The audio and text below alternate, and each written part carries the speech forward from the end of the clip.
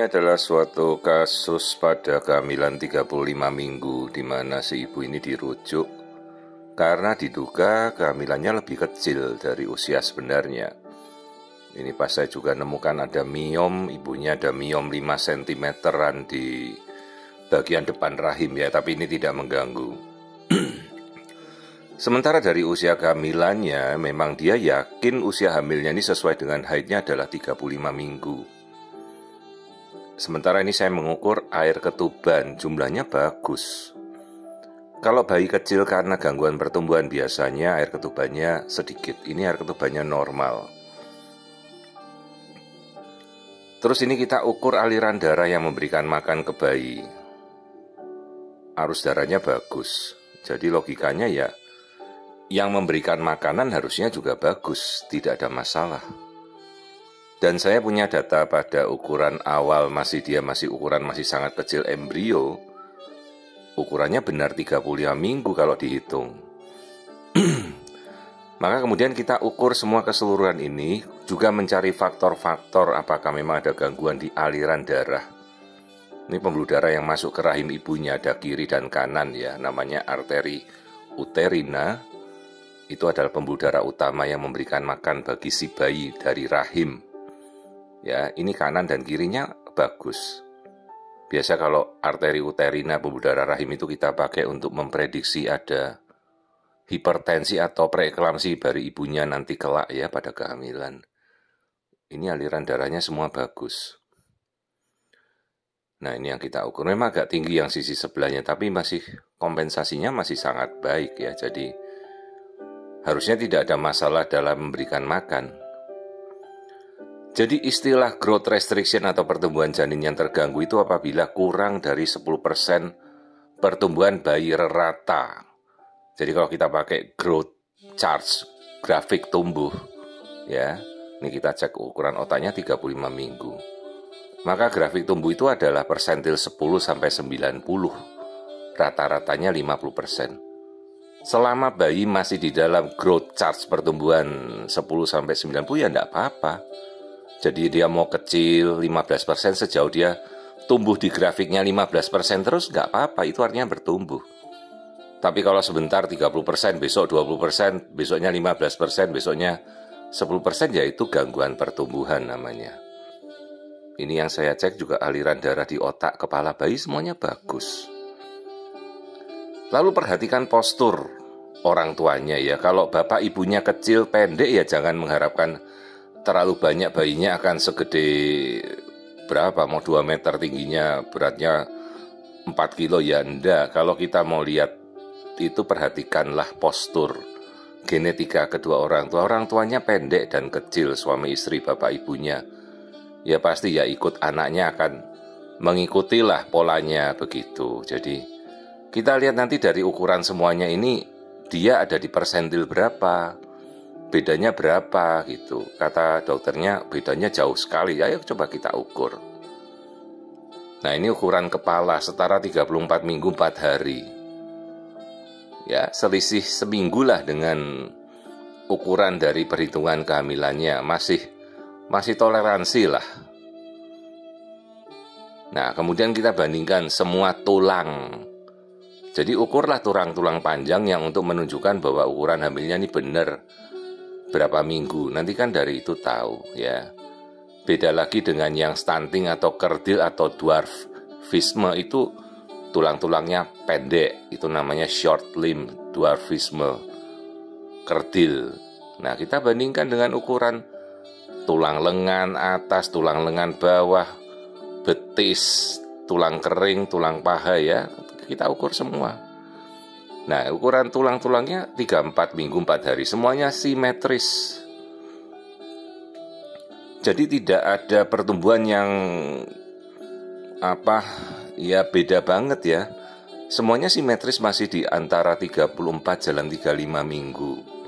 Nah, begitu cara membandingkannya. Nah, nanti kan semua rumus ini akan masuk perhitungannya di komputer di alat USG ini. Lalu komputer akan menghitung dia masuknya di grafik berapa persentil dari kurva pertumbuhan si bayi.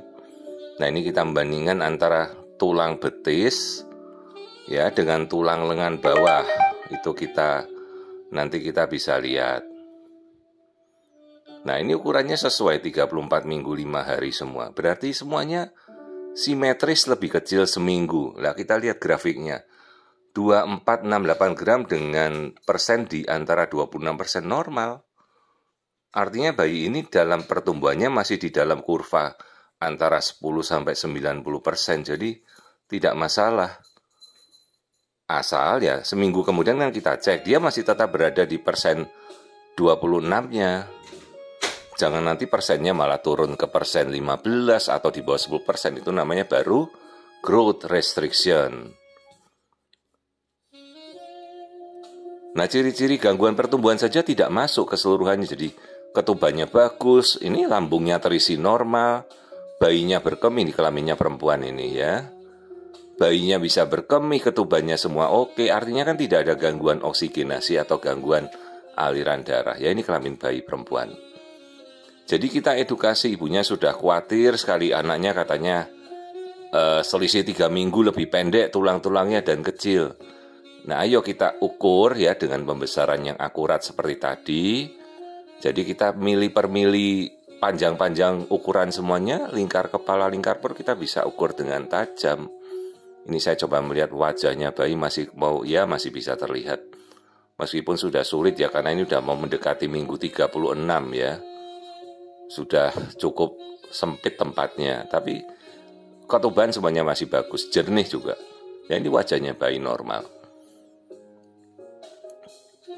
Jadi kita jelaskan, Bu, enggak apa-apa, ini pertumbuhan bayinya oke, semuanya simetris, 1 minggu lebih kecil saja, tapi masih masuk dalam range pertumbuhan antara persen 10-90 dan anak ini ada di persen 26, rata-rata persen normal. Jadi misalnya kita dapat dia persennya di persen 15 tidak apa-apa.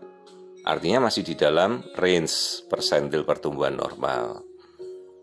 Jadi ya, perhatikan juga genetik orang tuanya. Lihat orang tuanya besar atau kecil atau tinggi setinggi pintu ya anaknya pasti juga akan tinggi. Tapi kalau orang tuanya pendek, kecil ya pikirkanlah bahwa dia mengikuti juga pertumbuhan genetik orang tuanya ya.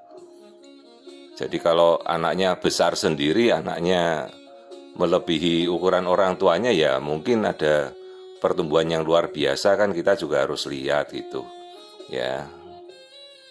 Jadi orang tua itu akan menurunkan genetik pertumbuhannya ke anaknya juga. Nah, ini kita lihat struktur kepala, kita sekaligus screening semuanya kita cek kembali. Ini struktur otak, kepala semuanya bagus. Jadi kalau saya ditanya, Dok ini beratnya segini normal, ya kan di alat masing-masing di dokter yang Anda tempat melakukan pemeriksaan mereka ada alatnya, ya tanyakanlah, Dok anak saya ada di persen pertumbuhan berapa. Kalau saya yang ditanya kan saya tidak tahu gitu, jadi harus kita melakukan pemeriksaan ya dokter yang meriksa yang Anda tanyakan ya.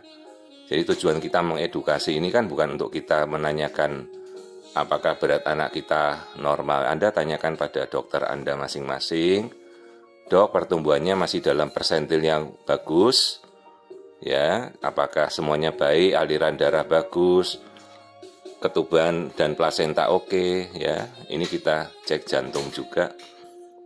Nah, ini 4 ruang jantung ya, semuanya normal, tidak ada kelainan. Jadi ibunya sudah tenang dengan kita beritahu, oh ya pertumbuhannya sesuai semua kok. Tidak ada gangguan pertumbuhan terhambat. Ya, tinggal kontrol rutin. Nah, ini kandung kencingnya penuh, lambungnya penuh, semuanya bagus. Ibunya pengen coba untuk lahiran normal, nggak apa-apa, kita tunggu aja sampai nanti minggunya ya. Saya kembalikan pada teman dokter yang merujuk pasien ini untuk dia pantau selanjutnya dengan pesan bahwa oh nggak ada masalah apa-apa kok, tenang aja. Ya, ini saya lihat tulang belakang semuanya ya. Semuanya bagus. Nah, ini kelaminnya anus juga sudah kita, ini miomnya ini yang nanti harus kita pikirkan.